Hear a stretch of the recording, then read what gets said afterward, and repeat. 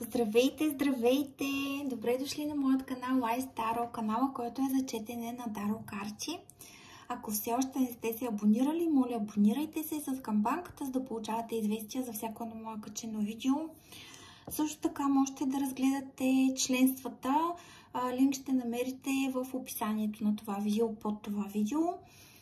Те са на 3 нива с различни предимства, така че можете да ги разгледате, ако желаете. Извинете, днешната тема е една много, надявам се, приятна и интересна за вас, за следващата ти любов. Кой ще е той или тя? Мъже, ако ме гледате, обръщайте към себе си. Кога идва? Как ще се влюби в теб? Така че останете до края на това видео, за да разберете следващата ви, нещо повече за следващата ви любов и как така ще го разпознаете в вашия живот. Не забравяйте, че това е общо четене, не е лично. За лично четение можете да ми пишете в Viber. Вземете това, което на вас ви резонира. Пожелавам ви, ако нямате в момента човек до себе си, пожелавам ви да го срещнете скоро и наистина да бъде едно истинско така преживяване. И сега да видим следващата ти любов. Нека да видим кой е този човек първо. И така ще изтегля 3. Как ще се запознаете? Кога ще се появи в живота ти? Какво ще ти донесе тази връзка в твоя живот? Така. И съвет как ти да се подготвиш лично или как да разпознаеш тази любов. Тук. Така. Нека да видим кой е той. Смъртта. Така. Това не е карта на физическа смърт, а на дълбока трансформация. Човекът тук, за когото питаме, е преминал или преминава през силна вътрешна промяна. Тук може би е прекратил важен етап в живота си, било то връзка, работа или идентичност. Склонен така да затваря врати, за да отвори нови. Много трансформативен и решителен човек. Звездата.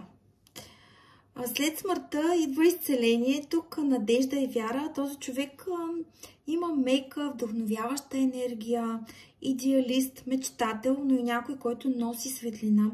Възможно е да е духовен, така човек свързан с изкуството, с природата, с енергиите, да ги усеща. След тежък период тук започва да вярва отново в себе си, в любовта, в живота. Така. Тук се говори за тежест, отговорности и пренатоварване. Човекът носи много на гърба си. Дали задължения, дали емоции, дали вина. Може би изглежда силен, така външно ще изглежда силен, но вътре се чувства претоварен. Не иска помощ, държи всичко в себе си. Този човек е дълбоко трансформиран, силен, преживял тежки неща, но в сърцевината си е надежден и искрен. Дори ако понякога се затваря. Може би още не е пуснал този стар товар, но се стреми към нещо по-добро в живота си. Така, ако говорим тук за зодии, възможно е вашия човек, който ви чака, да е зодия Скорпион или Козирог, защото Скорпиона най-често е свързан с картата на смъртта, дълбоко, емоционално интензивен и таен. Възможно е да е Козирог, защото се променя чрез дългосрочна целеустременост, вътрешен контрол, носи отговорности. Ако говорим тук за звездата, Водолей, символ на звездата, мечтател, различен, леко отдръпнат, но с душа за света. Този човек може да е риби също така, чувствителен, интуитивен, носи надежда, но и бяга, когато стане реално.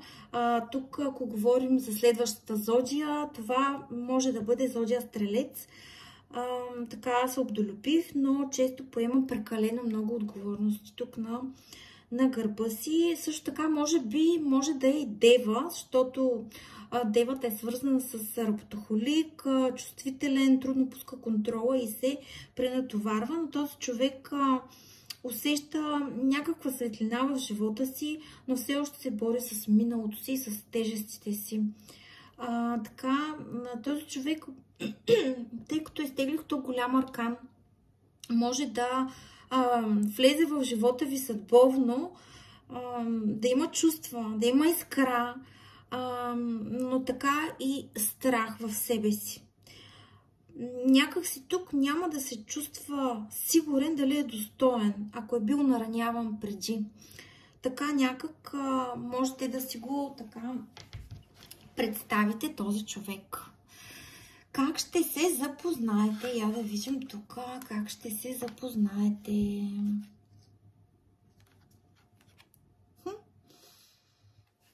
Възможно е тук да се запознаете на някакво пътуване. Някакво пътуване по вода.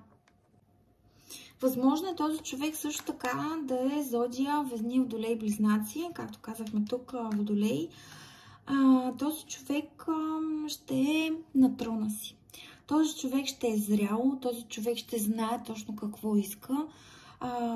Така ще бъде леко дистанциран от това, което той преживява като трудности, като страхове.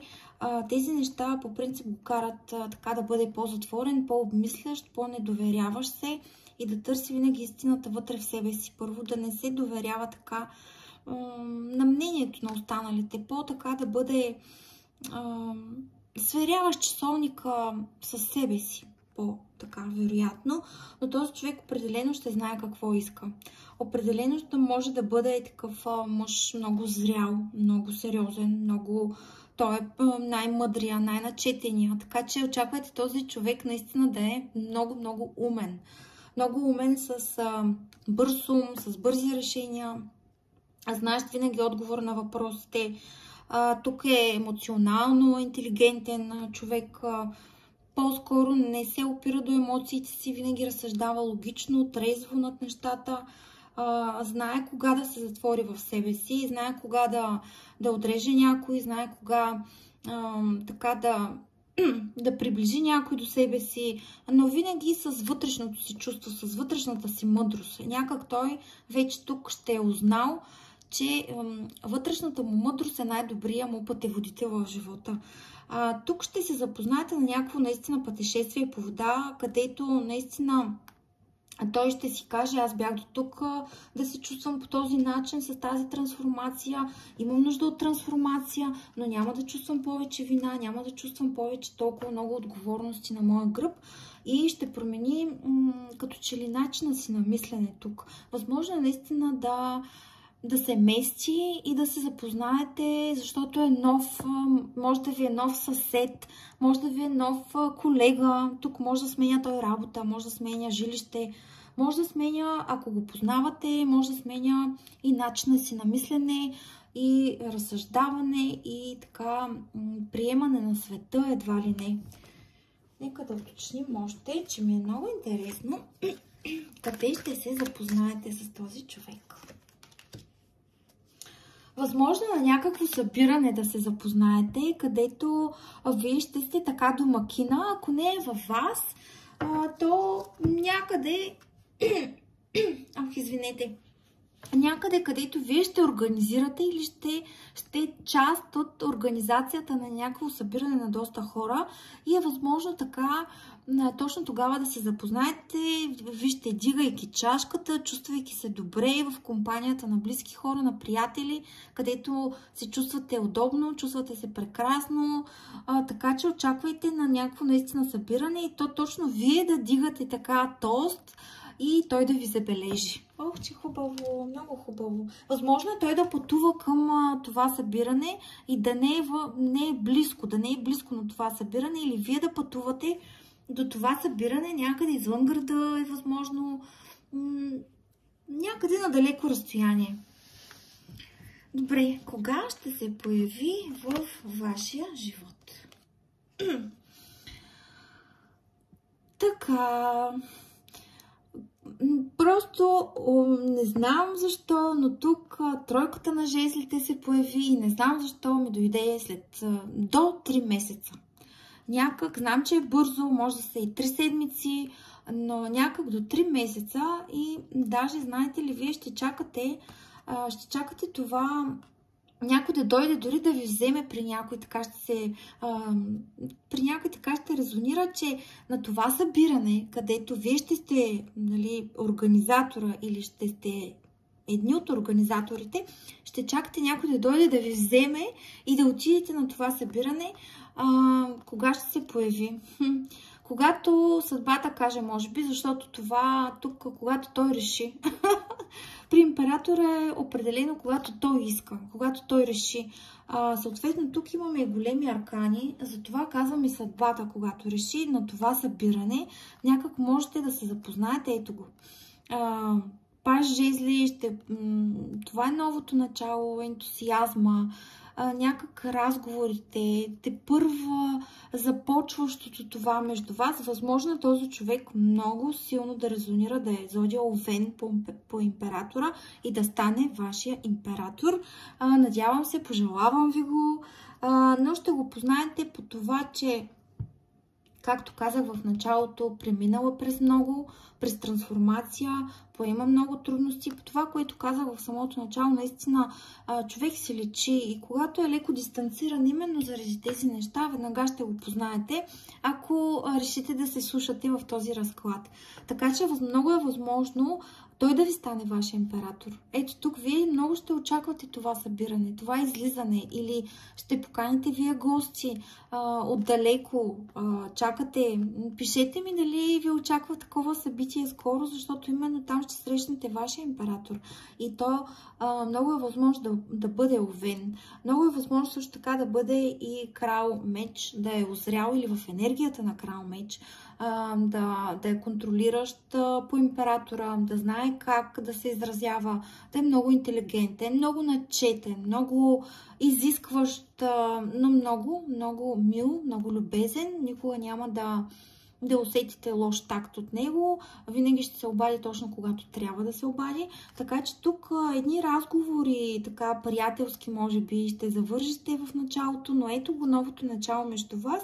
Тогава ще се започне. Но той ще се държи определено като император, така как да кажа, щях да кажа надменно, но не е правилната дума, затова така се спрях да помисля. Може би ще се държи малко по-сериозно, знаете ли, по-сериозно ще се държи. Няма да се смее като някой легавне. Извинявайте, какви думи използвам.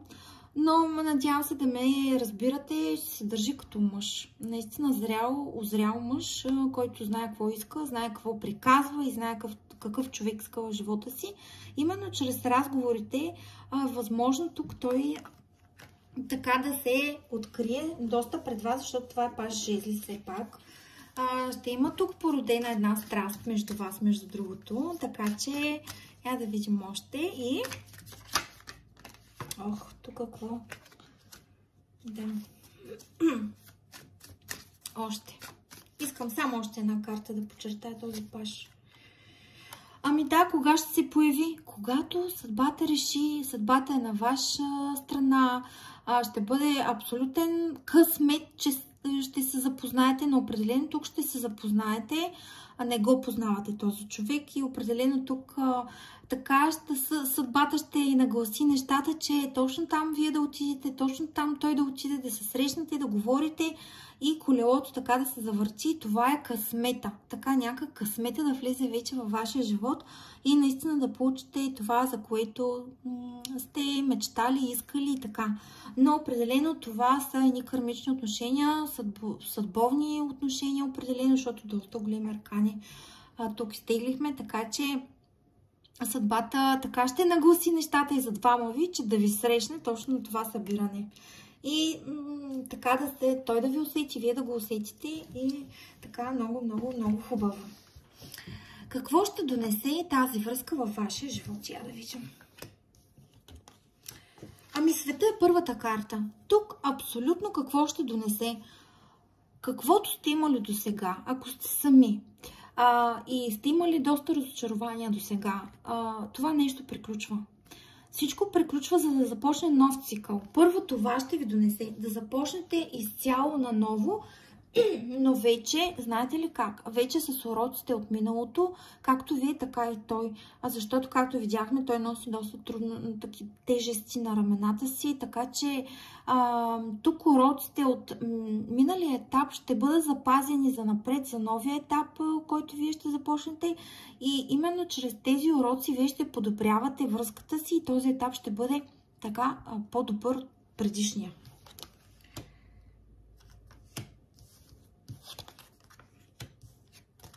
Този човек, още два големи аркана искам да ви кажа. Този човек е доста щедър, ще бъде доста щедър и това ще ви донесе тази връзка във вашия живот. Можете да го познаете, че е така доста добре облечен, доста финансово стабилен и той ще ви помогне. Тук се казва, че тази помощ някак дори и вие сте искали в живота си и ще се прояви чрез този човек. Дори да не е финансова помощ, ако то на кой не му трябва, но дори да нямате нужда от финансова помощ, то емоционална такава, този човек определено е щедър и може да се разчита на такъв човек, който винаги помага на другите, независимо, че си иска услугата обратно, но той ще ви помогне. Дори емоционална такава подкрепа ще получите от него и винаги ще можете да разчитате на него. Ето страшния съд, мили мои, страшния съд. Ангела тук засвирва на тръбата, тя почва тук да свири и вие се пробуждате и разбирате, че този човек ви е предопределен по съдба. Луната е следващата карта. Този човек ще ви напомня така за миналите неща, защото тези несигурности, които имате, това са от минали опити.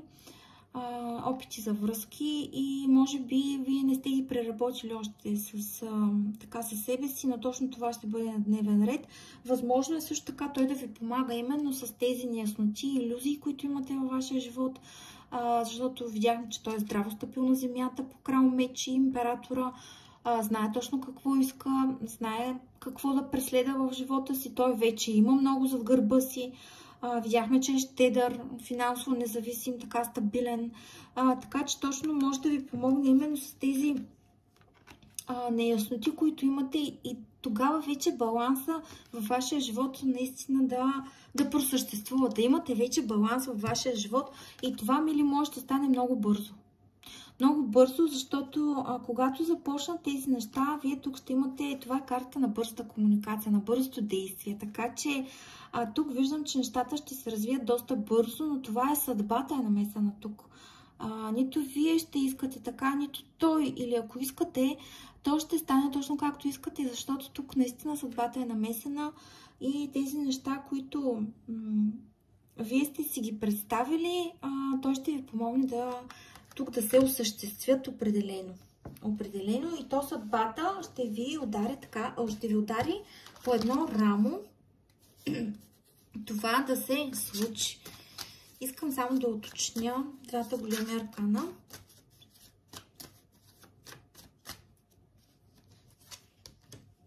Ето.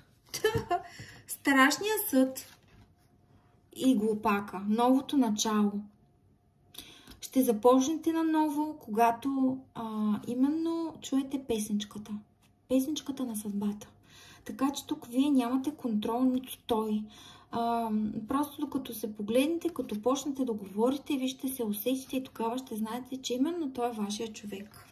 Видим ми луната.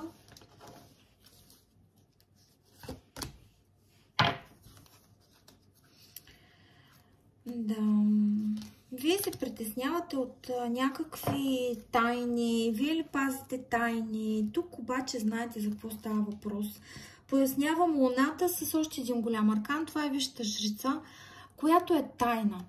Не тайна жена в случая, но тук определено вие не показвате всичко от себе си. Няма да покажете всичко от себе си на този човек. Затова е и луната, между другото. Той така ще изпита, че няма да знае всичко за вас и ще иска още. Ето Купорицар жезли. Той ще иска още и още от вас, защото някак вие ще му предоставяте по лъжичка информация за вас и това ще пали определено страстта му. Така че тук останете мистериозна, защото именно така ще запалите страстта на този човек и нещата ще тръгнат да се развият доста бързо. Добре, нека да видим съвет как да се подготвиш и как да разпознаеш тази любов, въпреки че аз вече ви казах как да я разпознаете, но да видим тук какво се казва. Да, ще разпознаете по новото начало, по идеята. Във вашата глава ще влезе една идея, дали да започнете отношения с този човек. Така може да го... Някак изведнъж ще ви дойде идея, този човек е някак подходящ или дали е подходящ за мен някак. Някой така ще се каже, дали този човек е подходящ. Защото вече как да се подготвите? Трябва да спрете тук, наистина ви липсва любов. За нещо се самообвинявате. Казвате, че вие сте виновни за предните ви неуспешни връзки. Някак винаги вие сте си тръгвали, връщали сте се понякога. Така, давали сте шанс, но пак сте били сами. Някак сте се чувствали с разбито сърце. И когато вече преодолеете тези неща и тази идея ви така изникне в главата съвсем случайно, дали този човек е за мен, примерно, ако почнете да си мислите точно така, можете да разпознаете тази любов, но как да се подготвите? Пуснете вината. Пуснете това разбито сърце и си тръгнете от ситуацията, която сте в момента. Тук се казва, че човекът тръгва за да търси щастието си. Т.е. тук вече не го намира в миналото. Вижте как гледа напред. Не му е ясно, ето луната пак. Не му е ясно къде ще го отведе този път. През какви трудности ще премине, но той тръгва. Така че тръгнете и вие по този път и ви чака едно ново начало, една мисъл. Дали този човек е за мен? И така ще започнат нещата. Много хубаво, много хубаво. Пожелавам го на всички. Именно с императора да започнат с една такава връзка в енергията на императора, защото този е най-стабилният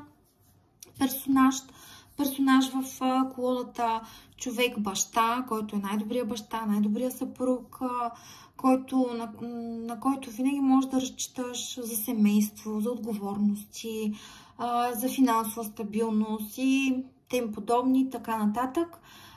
Той е човек, на когото винаги така може да ти опре едно рамо за бъдеще, за каквото и да е било. Така че пожелавам ви на всеки да намери своя император. Ако ви хареса видеото, цъкнете един лайк и задължително коментирайте. Това беше от мен за днес. До скоро!